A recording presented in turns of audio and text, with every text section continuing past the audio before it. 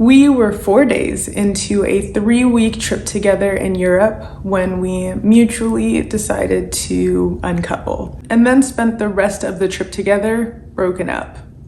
We spent time in some of the most romantic cities in the world as freshly minted exes while on my birthday. But surprisingly, the trip actually took a turn for the better because we weren't trying to force the future to work anymore, and we just enjoyed the present moment and our friendship. And I will only ever have the best possible things to say about my ex. He is a beautiful human being with an amazing heart. This video is about heartbreak and the process of healing. And my heartbreak was with an amazing human being, which made it so much harder to say goodbye. We landed at the airport and had a weepy goodbye. I got home at midnight and realized I hadn't spent a single night alone for the last 3 weeks, and it all hit me at once that we were really broken up. All of my friends and family were asleep. I had no one to talk to, and I had never felt so alone. I'd read somewhere that instead of journaling your feelings, a video journal could be helpful to process, so I pulled out my phone and started talking. If you're going through heartbreak right now, I hope that this video can show you that you are not alone. I know it hurts so much right now, and you just want the pain to stop. With time and intention and going through feeling the pain, it will start to fade. So hold on strong and just take one day at a time.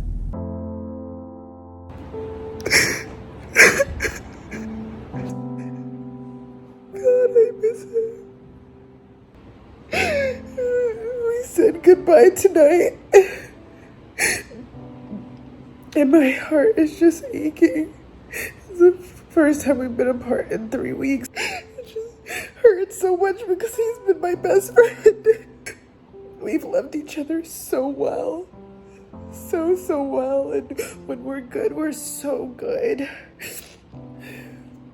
It just hurts knowing that I have to let it go.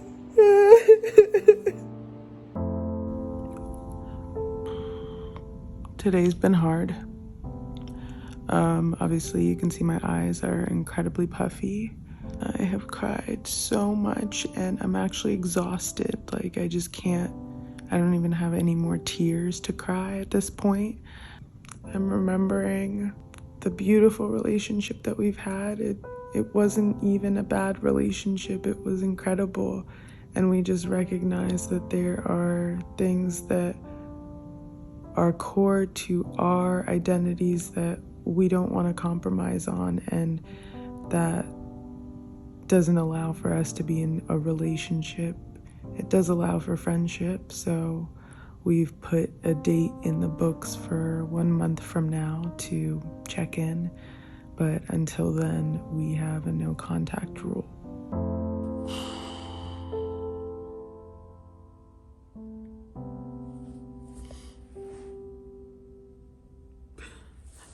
I haven't been able to sleep. I'm getting like 1 or 2 hours.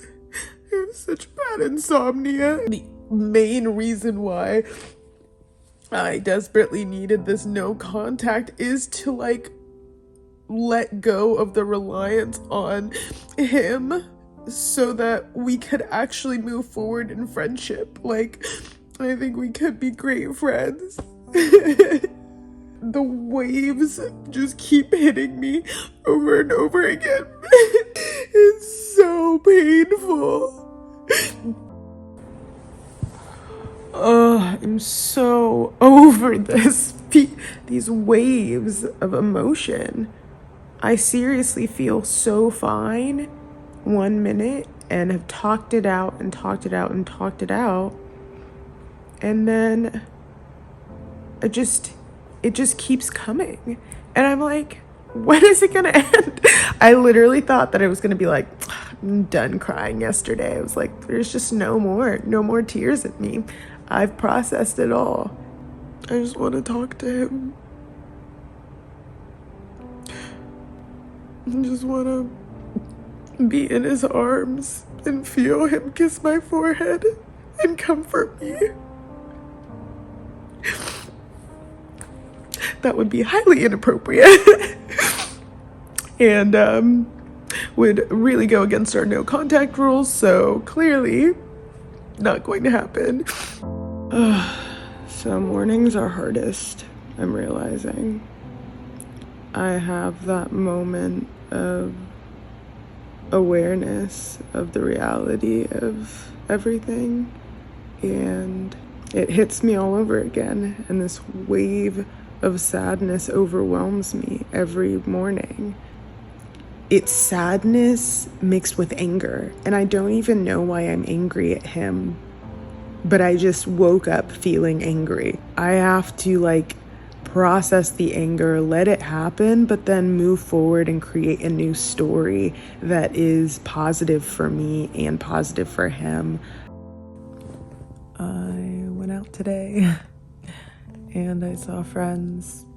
That is my biggest solace right now. God and my community, despite losing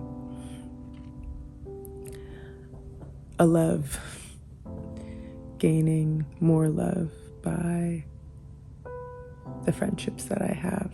I'll probably continue to flip-flop on did I make the right decision? I keep coming back to, we're not meant to lose ourselves in relationship. We can make compromises in the relationship, but not compromise ourselves. Well, I finally got a good night's sleep, so that's something. I'm feeling a lot more revived. I woke up and didn't start bawling. Pat on the back for that, Jibby. I'm really proud of you. I think I'm in the stage of grief right now where I'm kind of not romanticizing the relationship and only remembering the good, but actually remembering the reasons why we made the decisions we did to split. The logic is finally starting to sink down into my heart, and that I'm excited for the friendship that we'll have ultimately out of this. And it's also informed me so much about what I want in a partner and what I want moving forward. And to validate my needs and my desires and not neglect myself. So I made it one day yesterday without crying. And then I had therapy today and cried. I'm really in that stage of acceptance where I purged all of the photos from my phone today onto my computer, onto a hard drive in a dark corner somewhere that I don't have to constantly have those reminders. And I feel like I didn't want to do that because it would make it too final and maybe holding on to some hope that that things could work out. I was just thinking about this fear that I'm not going to find somebody who treated me as good as he did. And because it was the best relationship that I've ever had, and he loved me in such unique ways that I didn't even know or think to ask for and conceptualize, there's this hope that there are countless other people out there who can love me in unique ways, different from the way that he did, but also can meet my needs and meet me in the love that I so desire.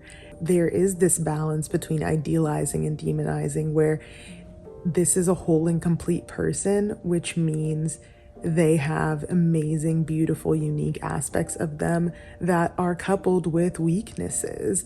And every single person that I get the honor of loving and receiving their love will also come with that full package of incredible attributes that uniquely love me and also weaknesses.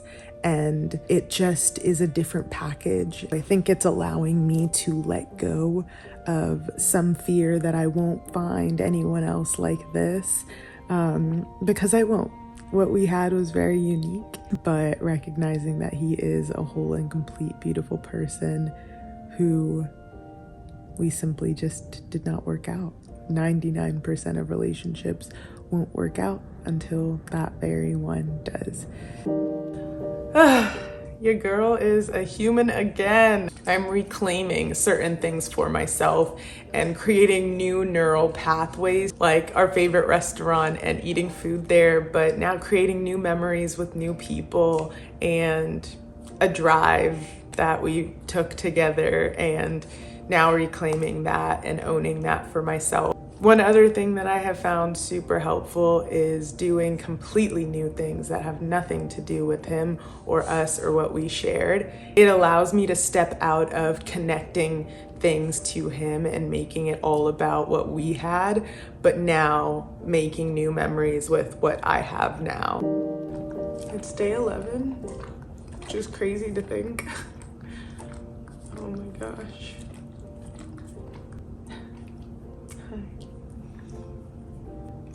I've been watching all these breakup videos, and one girl says healing isn't linear, that you might have, some peaks and you might have some valleys, and healing is gonna come in waves, and hopefully the waves get wider and wider to the point where it's not this overwhelming feeling of sadness. But right now it is. Right now it's overwhelming. All I want to do is text him and tell him that I miss him, and that it's our date night, and that I want to plan a date for us. It's really hard to believe that it's been 2 weeks. I have this thing. It's my Things I Enjoy playlist. If you've watched my other videos, you know what I'm talking about. And I'm getting my nails done today. Just whatever I can to bring myself a little bit of joy, doing some sort of activity or TV or reading or listening to an audiobook, just something to get me out of the just the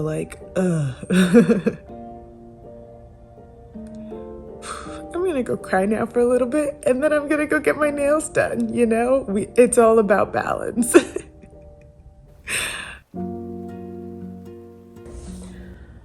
I just got back from a solo road trip up to the Bay to see some friends. I love the phrase, change of place plus change of pace equals a change of perspective. And I'm just coming back feeling really renewed and restored. And also, me and my ex broke our no contact, which ended up being a lot harder than I expected, to not be the center of his world. I don't know. Is that awful to say? That I've been downgraded to a background character who doesn't know what he does on the daily, and I'm jealous for his time and I'm jealous for his love.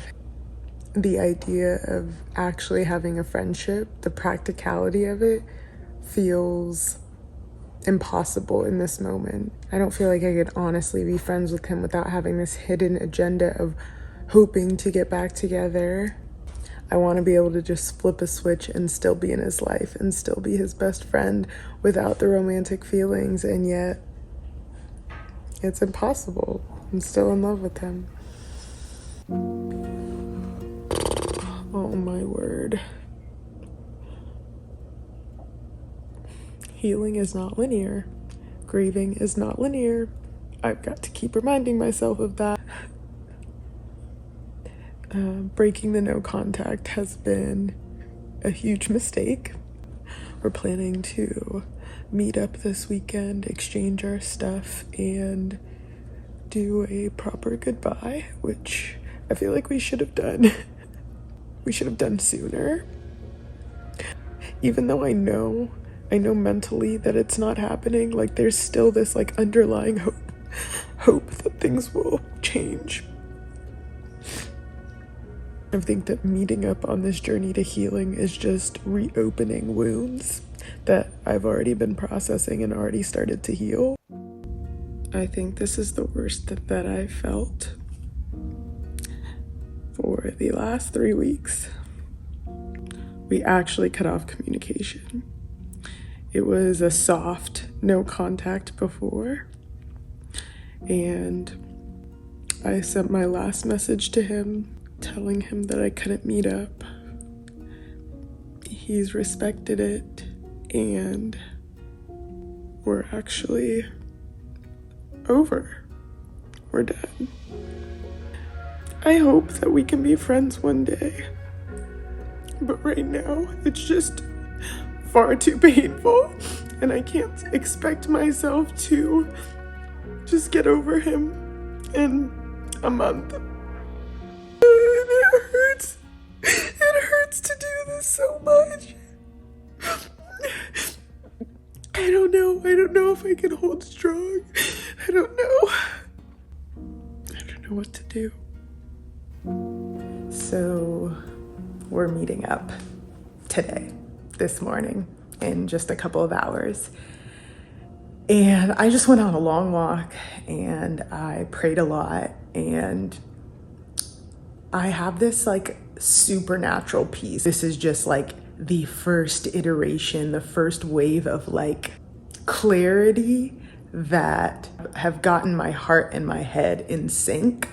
And I haven't shed a tear, which is weird. It feels weird to not be crying after crying for 3 weeks straight. And I'm kind of low-key excited. I know some excitement is like, obviously I miss him, but we have set the terms of the meetup is to exchange our stuff, for him to say goodbye to my dog, who he loves very much, and for us to say a real goodbye. I think we've been just trying to rush the idea of being friends so quickly and just making this quick switch to friendship, where there's still just so much love and emotion there, that I think we just need to let ourselves go for some time and see if it naturally happens. I did it. I did it. We said goodbye. I feel okay. Not broken. I'm trying to reframe the words that I use to no longer say my heart is broken, but life turned out differently than my expectations, and that's what hurts. Yes, your heart actually physically feels pain, but it's not broken. You're still you, and you're still whole. And life is just gonna look different than I thought it would. And that's okay. I think I hit my rock bottom this week, and I'm slowly on the upward trend. But healing is not linear, so we'll ride the wave whenever it comes, but for now, I am riding it high. I'm glad that I did that, to release each other in love and let myself live life and be the amazing person that I am. Because I'm pretty awesome. My therapist always tells me to like be kind to her, like stroke her, give her a little kiss. Like, you did so good. I'm so proud of you, Jibby. You did it. You did so good. Yay! I am starting to be out and about and not spending all of my time on the dreaded couch of misery. I did have a good cry today. I had a good cry yesterday, but I'm not consumed by the emotions for the whole day. I let myself feel for the moment, and then I am just challenging myself to get out of my house and to be around people. I'm trying out new things now, and I'm trying to rewire my brain as a single woman, unlearning the habit of us and relearning what makes me happy and what brings me joy. I'm just remembering the first night and how far I've come, and I was crying today feeling like this is miserable and how long is this gonna last, but even where I am today is far better than where I started off 3 weeks ago. So keep going, Jibby. You got this. Life is filled with highs and lows. After heartbreak, it's a prolonged season of low with no end in sight. The little moments of joy feel few and far between, but they will come. You choose not to neglect yourself, not to leave yourself where you are, but begin slowly to choose joy more and more. And sooner or later, you wake up and realize you've made it through. And the joy outweighs the sadness.